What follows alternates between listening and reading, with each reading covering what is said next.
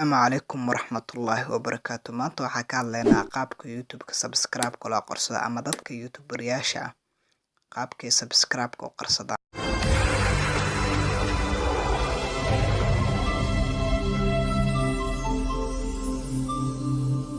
Galaysaa browser walba mobilka ku jiro.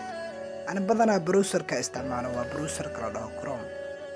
Qaabkan markaa u soo gashid browser Chrome xaggaas aad taabanaysaa waxaad ku qoraysaa YouTube/futures ku qoraysaa.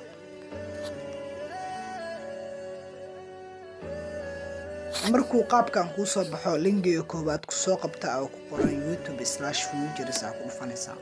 Markuu sidaan kugu soo baxo waxaad taabanaysaa meesha ay ku qoran tahay just. Markuu kuu soo baxo qaabkan waxaad taabanaysaa meeshaas ay ku qoran tahay advance.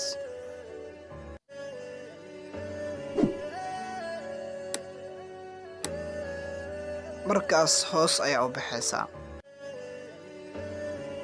Markuu qaabkan kuu soo baxo meeshaas ku qoran tahay do not display aad taabanaysaa dhibicda aad saaraysaa. Hadhowna waxaad dhahaysaa save.